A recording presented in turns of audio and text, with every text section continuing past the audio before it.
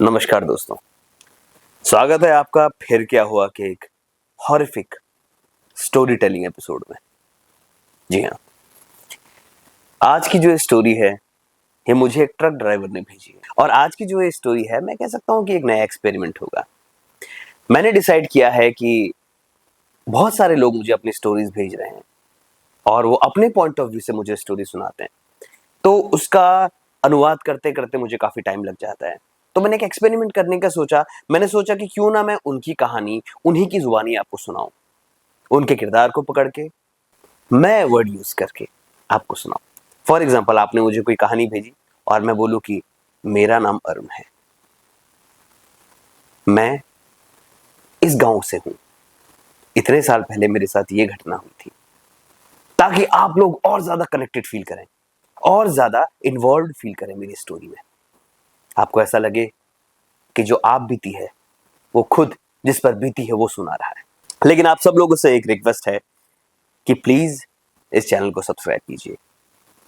मैं इसी तरह की बहुत सारी कहानियां लेकर के आता हूं, क्राइम स्टोरीज लेकर के आता हूं, पॉडकास्ट लेकर के आता हूं आपके बीच, ताकि आप और आपके परिवार वाले साथ में मिलकर मेरी कहानियां सुन सके। मेरा एम यह है कि मैं अपनी जो बात है बिना किसी वल्गैरिटी से आप सब तक पहुंचाऊं, क्योंकि मुझे पता है कि मेरी ऑडियंस 4 साल के बच्चों से लेकर के बड़ी एज और बड़े बूढ़े तक है। मेरी कोशिश यही रहेगी कि मैं आप लोगों तक आपकी सरल लैंग्वेज में अपनी कहानियां पहुंचाऊं। अब ज्यादा समय वेस्ट ना करते हुए लेट्स डाइव इन। नमस्कार दोस्तों, मेरा नाम है राम सिंह। मैं पिछले 25 सालों से ट्रक चला रहा हूँ। ये मेरे लिए केवल एक नौकरी नहीं है, मेरी जिंदगी है। इन 25 सालों में मैंने हिंदुस्तान के कोने कोने को अपनी आंखों से देखा है, भले ही कश्मीर से लेकर कन्याकुमारी हो या गुजरात राजस्थान से लेकर के मणिपुर नागालैंड। मैं हर जगह अपनी ट्रक से पहुंचा हूं। मैंने अनगिनत रातें इन सूनी सड़कों पर बिताई हैं। लोग, मेरे साथी, अक्सर ये कहते थे कि हाईवे पर भूत प्रेत का साया होता है। कहानियां सुनाते थे, अपने अपने तजुर्बे बताते थे, लेकिन मैंने कभी भी इन बातों पर ज्यादा गौर नहीं किया। मुझे लगता था कि ये सब मन का वहम है। मैं अक्सर उनसे कहता था, अरे तुम लोग नींद में होते हो, तुम्हारे थके हुए दिमाग की उपज है। और अक्सर मैं उनका मजाक उड़ाया करता था। पर उस रात जो मेरे साथ हुआ, उसने मेरे सारे वहम तोड़ दिए।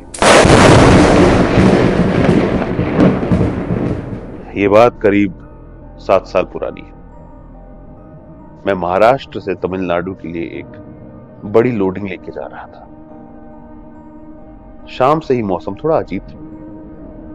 हवा में एक अजीब सी नमी और भारीपन था। रात के करीब 1:30 बज रहे थे। मैं एक ऐसे हाईवे पर था जहां मीलों तक, कई कई किलोमीटर तक कोई ढाबा नहीं और न ही कोई पेट्रोल पंप था। दोनों तरफ थे तो बस घने जंगल और बीच बीच में कुछ नदियां आती थी। ये सड़क एकदम सीधी और काली नागिन की तरह फैली हुई थी। चांद भी कहीं उस दिन बादलों के पीछे छुपा हुआ था, या कह सकते हैं मेरा ध्यान नहीं गया, शायद उस दिन अमावस था। और मेरे ट्रक की हेडलाइट में 15 से 20 फुट तक का ही रास्ता दिख रहा था, क्योंकि धुंध चढ़ी हुई थी, कोहरा था।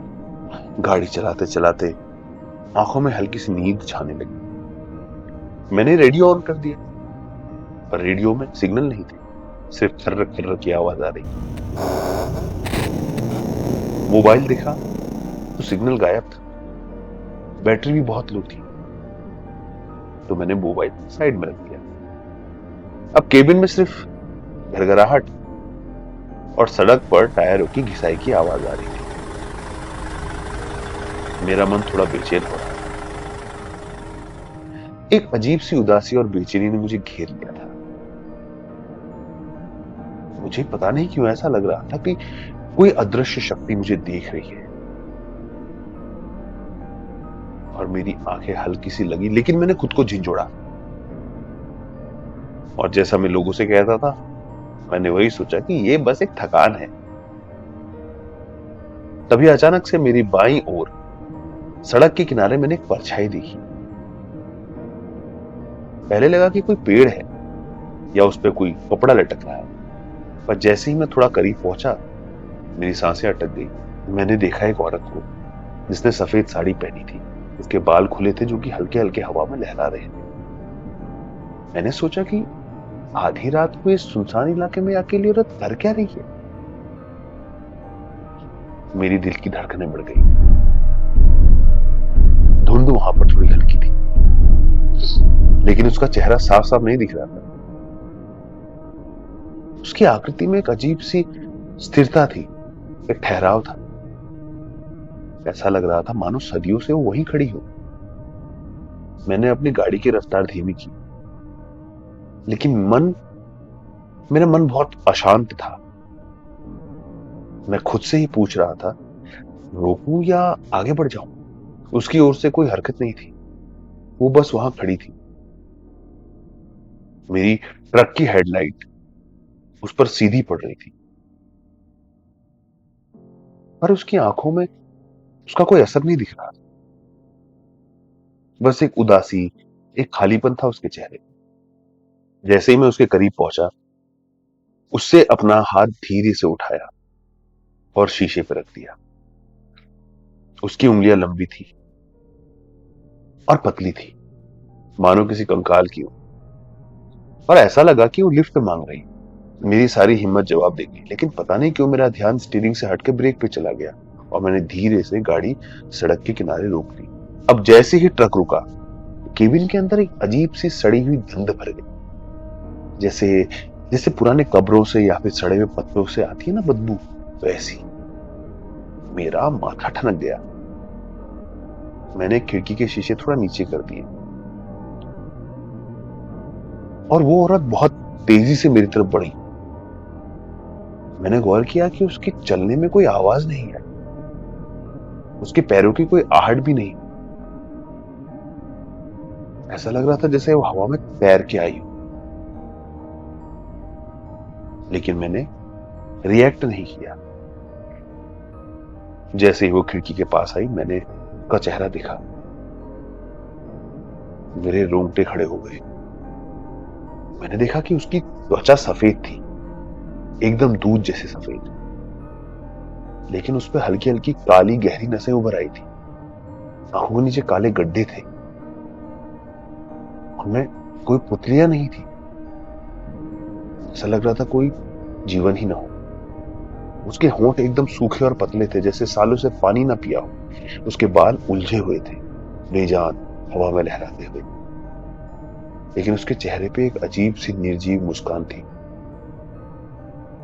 मुझे एक बार के लिए शक हुआ कि ये इंसान है भी या नहीं। लेकिन मैं कभी इन चीजों पे विश्वास नहीं करता था, इसलिए मेरे मन ने कहा नहीं नहीं, बात करके देख। मैंने हिम्मत जुटाई और पूछा, बहन जी, इतनी रात में आप यहाँ क्या कर रही हैं? कहाँ जाना है आपको? उसकी आवाज एकदम धीमी, सर्द, लेकिन कर्कश थी और बोली, मुझे मुझे अगले गांव जाना है भैया, मुझे अगले गांव जाना है। उसके मुंह से निकली सांस मेरे चेहरे पर टकराई। मुझे एहसास हुआ कि ठंडी और बासी थी। मुझे याद था कि इस स्ट्रेच पे अगले 50 से 60 किलोमीटर तक कोई गांव नहीं है। लेकिन उस वक्त मेरा दिमाग इतना डर गया था कि मैं बहस नहीं कर सका। मैंने बस इतना कहा कि आइए, बैठ जाइए। जैसे ही वो केबिन में चढ़ी, ठंडी हवा का एक झोंका आया। नहीं, ये सिर्फ हवा नहीं थी, ये एक ऐसी ठंड थी जिससे हड्डियां जम जाए। केबिन का तापमान अचानक शून्य से नीचे चला गया। मैं दांत किटकिटाने लगा ठंड के मारे, और वो मेरे बगल में बैठ गई, एकदम स्थिर, सामने की तरफ देख रही थी। उसकी सफेद साड़ी में एक अजीब सी चमक थी, जो कि केबिन की डिम लाइट में भी साफ साफ दिखाई दे रही थी। मैंने गाड़ी चलाना शुरू कर दिया। मेरी हिम्मत ही नहीं हो रही थी कि मैं उसकी तरफ देखूं। मैं बस सीधा सड़क पर देख रहा था। मेरा पूरा शरीर उसकी मौजूदगी से कांप रहा था। मुझे उसके शरीर से एक अजीब सी सड़ी हुई बू आ रही थी। जो कि अब और तेज हो गई थी। मैंने केबिन में लगी शीशे से उसे देखने की कोशिश की। जो मैंने देखा, मेरी रूह कांप गई। शीशे में उसकी परछाई हल्की और धुंधली थी, लेकिन मैंने गौर किया तो उसके पाँव नहीं दिख रहे थे। ऐसा लग रहा था जैसे वो हवा में लटक रही। मेरा दिल जोरों से धड़क रहा था। अब मैं पूरी तरह से समझ चुका था कि ये कोई साधारण इंसान नहीं है। मैंने मन ही मन हनुमान चालीसा पढ़ना शुरू कर दिया। हनुमान चालीसा समाप्त हुई। मैंने हिम्मत करके उससे पूछा, आप कहाँ से आ रही हैं बहन जी? वो धीमी लेकिन भयानक आवाज में बोली। मैं वहीं से आ रही हूँ जहाँ से कोई आवाज नहीं आता। ये सुन के मेरे सांस गले में अटक गई। मैंने फिर से शीशे में देखा। इस बार उसकी परछाई गायब थी। मैंने घबराकर सीधे देखा। अब मैंने नोटिस किया कि वो औरत मेरे और करीब आ गई है। उसकी आंखों में लाल चमक थी।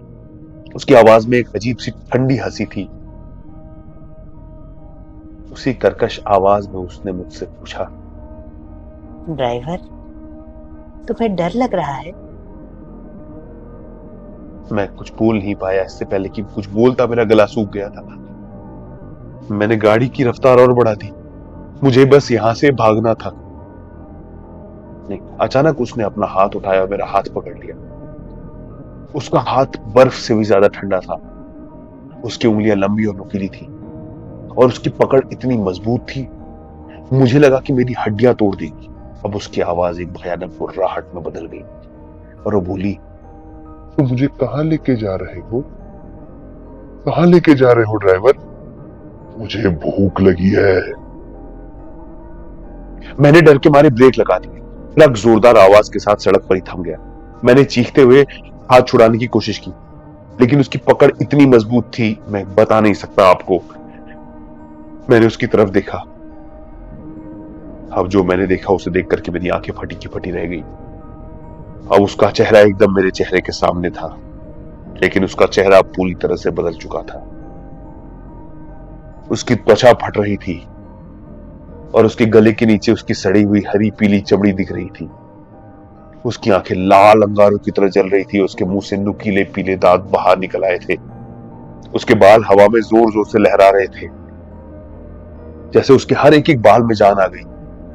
उसकी उंगलियां लंबी होती जा रही थी। उसके नाखून मेरी स्किन के अंदर और गड़ रहे थे और वो मेरा हाथ कुचलने की कोशिश कर रही थी। उसकी आंखों में एक भयानक भूख की चमक थी। और वो बोली, ड्राइवर, आज मैं तुम्हें खा जाऊंगी। बहुत दिनों बाद मेरे हाथ एक शिकार आया है। उसकी आवाज में एक अलग ही खौफ था। एक दहाड़ थी जो मेरे कान के पर्दे फाड़ रही थी। अब उसने अपना दूसरा हाथ उठाया और मेरी गर्दन की तरफ बढ़ाया। मुझे लगा जैसे ठंडी मौत मेरी ओर बढ़ रही है। मैं अपनी सीट से और सट गया। मेरी सांसें रुक गई। उसकी ठंडी सड़ी हुई सांसें मेरे चेहरे पर पड़ रही थी। मुझे लग रहा था कि अब मैं नहीं बचूंगा भाई। अचानक से मेरी नजर ट्रक के डैशबोर्ड पर पड़ी। जी हाँ, वहां एक हनुमान जी की छोटी सी चांदी की मूर्ति रखी थी। जैसे हम घरों में अक्सर रात के समय मंदिरों के कपाट बंद करते थे, मैं भी सूर्यास्त के बाद एक छोटा सा कपड़ा हनुमान जी के ऊपर रख देता था। ये मूर्ति मेरी माँ ने मुझे दी थी और मूर्ति मैंने कभी नहीं हटाई थी। अब वही मूर्ति मेरी आखिरी उम्मीद थी। मेरी आंखों में एक चमक सी आ गई। मैंने पूरी ताकत लगा करके उस मूर्ति के ऊपर रखे हुए कपड़े को हटाया और दूसरे हाथ से उस मूर्ति को पकड़ लिया। मैंने कांपते हुए हाथों से हनुमान जी की मूर्ति को उसके सामने रख दिया और पूरे विश्वास से बोला, जय श्री राम, जय बजरंगबली। जैसे ही उस चुड़ैल की लाल आंखें उस मूर्ति पर पड़ी, उसके चेहरे पर भयानक दर्द और घृणा के भाव आ गए। उसने एक ऐसी चीख मारी, एक ऐसी चीख जो मैंने अपनी पूरी जिंदगी में कभी नहीं सुनी थी। वो चीख इतनी तेज थी कि मेरे कान सुन्न हो गए। मुझे लगा कि गाड़ी के सारे कांच टूट जाएंगे। ऐसा लगा कि कोई बम सा फट गया। उसकी पकड़ ढीली पड़ गई। उसके हाथ पीछे हट गए और उसका पूरा शरीर भयानक तरह से कांपने लगा। अब उसके मुंह से एक काला गाढ़ा बदबूदार धुआं निकलने लगा। उसने अपने हाथों से अपना चेहरा पकड़ लिया और पीछे हटने लगी और एक जोरदार झटके के साथ केबिन के बाहर आ गिरी। सारे दरवाजे अपने आप खुल गए। मैं डर के मारे कांप रहा था। मैंने हिम्मत जुटा करके वहां देखा जहां वो गिरी थी। वहां से कुछ काला धुआं सा निकल के गया और हवा में घुल गया। ट्रक केबिन में फिर से गर्मी लौट आई, लेकिन वो सड़ी हुई गंध अभी भी वहां थी। मेरा पूरा शरीर पसीने में भीगा हुआ था और दिल इतनी तेजी से धड़क रहा था, मुझे लग रहा था कि मेरे शरीर को फाड़ करके दिल बाहर आ जाएगा। मैंने उस हनुमान जी की मूर्ति को अपने सीने से लगा लिया और आंखें बंद कर ली। मैं कुछ देर तक वहीं बैठा रहा, ट्रक के इंजन को बंद करके। मेरा दिमाग सुन्न पड़ गया था। मुझे विश्वास नहीं हो रहा था कि अभी अभी मैंने क्या देखा। मैंने हिम्मत करके आंखें खोली, डर डर के शीशे से देखा, अपने चारों तरफ देखा, लेकिन अब वहां कुछ नहीं था। बाहर घना अंधेरा था और जंगल का सन्नाटा था। मैंने अपने कांपते हुए हाथों से ट्रक को स्टार्ट किया और जितना तेजी से हो सका मैं वहां से भागा। मैं बस उस जगह से दूर जाना चाहता था और कई कई किलोमीटर तक मैंने गाड़ी नहीं रोकी और न ही मैंने पीछे मुड़ के देखा, क्योंकि मुझे ऐसा एहसास हो रहा था कि गाड़ी को कोई पीछे खींच रहा है। अब सुबह ये 4 या 5 बज आए थे। हल्की हल्की रोशनी आई और गाड़ी चलाते चलाते मैं एक ढाबे तक पहुंचा और मैंने गौर किया कि मेरे हाथ पांव अभी भी कांप रहे थे। मैंने अपनी सारी आप बीती उस ढाबे मालिक को बताई। उस ढाबे के मालिक ने बताया कि जिस रास्ते आप आए हैं वहां पर एक श्रापित शमशान पड़ता है। वहां एक अभागी औरत को जलाया गया था और उसकी आत्मा को मुक्ति नहीं मिली। वो आज भी वहां भटकती है और जो भी अकेला ड्राइवर रात को उस रास्ते गुजरता है वो उसे अपना शिकार बना लेती है। आज भी जब मैं गहरी नींद में उठता हूं तो मुझे उस चुड़ैल का भयानक चेहरा और उसकी कर्कश चीख सुनाई देती है। उसकी वो काली गहरी आंखें, उसके नुकीले दांत और वो सड़ी हुई गंध, ये सब मेरी यादों में ऐसे बस गए हैं कि मैं कभी भूल के भी नहीं भूल पाऊंगा। उस रात ने मुझे सिखाया कि दुनिया में ऐसी चीजें होती हैं जिन पर हमारा विज्ञान या बुद्धि का जोर नहीं चलता। और हाईवे पर कभी कभी सिर्फ सड़क नहीं, मौत भी आपका इंतजार करती है।